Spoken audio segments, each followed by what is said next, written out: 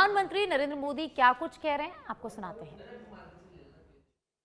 साथियों, हमने MSME classification में जो रिफॉर्म्स किए उसका व्यापक प्रभाव दिख रहा है।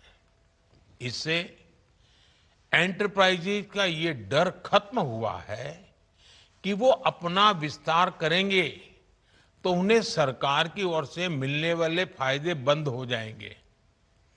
क्रेडिट तक एमएसएमईज की आसान पहुंच बनाने, टेक्नोलॉजी अपग्रेडेशन को बढ़ावा देने और कैपेसिटी बिल्डिंग की दिशा में लगातार प्रयास हुए हैं।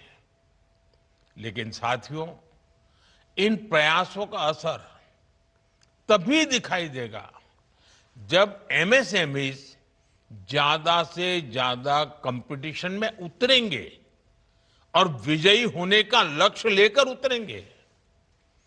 अब समय है कि एमएसएमईज अपनी प्रोडक्टिविटी और बढ़ाएं, क्वालिटी स्टैंडर्ड्स को ऊंचा करें, डिजिटल प्रोसेस और मजबूत वैल्यू चेन से जुड़ें।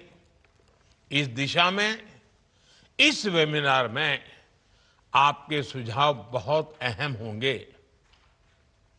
साथियों, इंफ्रास्ट्रक्चर और लॉजिस्टिक्स हमारी ग्रोथ स्ट्रेटेजी के कोर पिलर्स हैं। इस वर्ष के बजट में रिकॉर्ड कैपिटल एक्सपेंडिचर का प्रस्ताव है।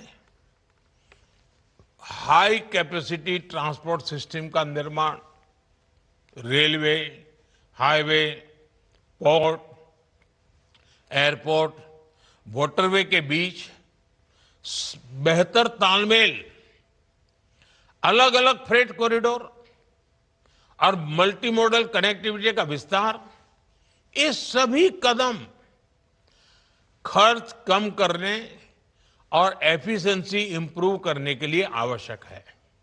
इसलिए नए वाटरवेज, शिप रिपेयर फैसिलिटी और रीजनल सेंटर्स ऑफ एक्सीलेंस हमारे लॉजिस्टिक इकोसिस्टम को मजबूत करेंगे। 7 नए हाई स्पीड रेल कॉरिडोर विकास के ग्रोथ कनेक्टर बनने वाले हैं।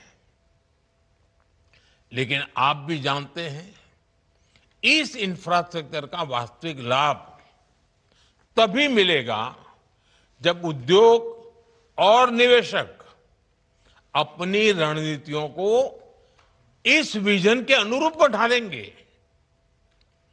ये रणनीतियां क्या होगी, इस पर भी आपको विस्तार से चर्चा करनी चाहिए और मुझे पूरा विश्वास है कि आप जरूर इन बातों पर ध्यान देंगे।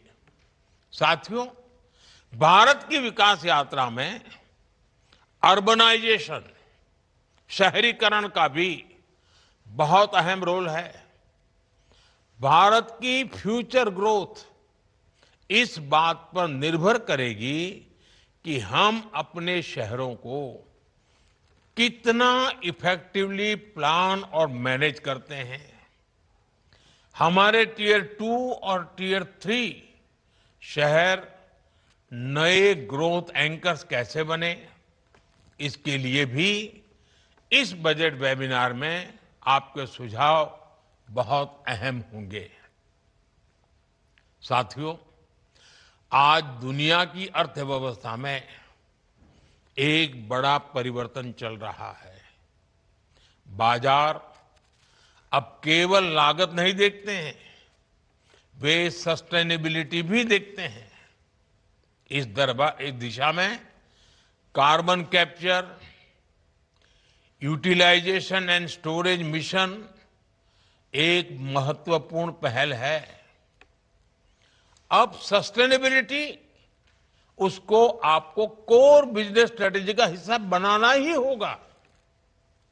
जो उद्योग समय रहते क्लीन टेक्नोलॉजी में निवेश करेंगे, वे आने वाले वर्षों में नए नए बाजारों तक बेहतर पहुंच बना पाएंगे। इस साल बजट ने नई दिशा दी है। मेरा आग्रह है कि उद्योग, निवेशक और विभिन्न संस्थान मिलकर इस पर आगे बढ़े। साथियों, विकसित भारत का लक्ष्य कलेक्टिव ओनरशिप से ही हासिल किया जा सकता है। ये बजट वेबिनार भी सिर्फ डिस्कशन का प्लेटफॉर्म ना बने, सिर्फ अपने ज्ञान को हम बटोरते रहे ऐसा नहीं होना चाहिए, बल्कि इसमें कलेक्टिव ओनरशिप दिखे, ये बहुत जरूरी है।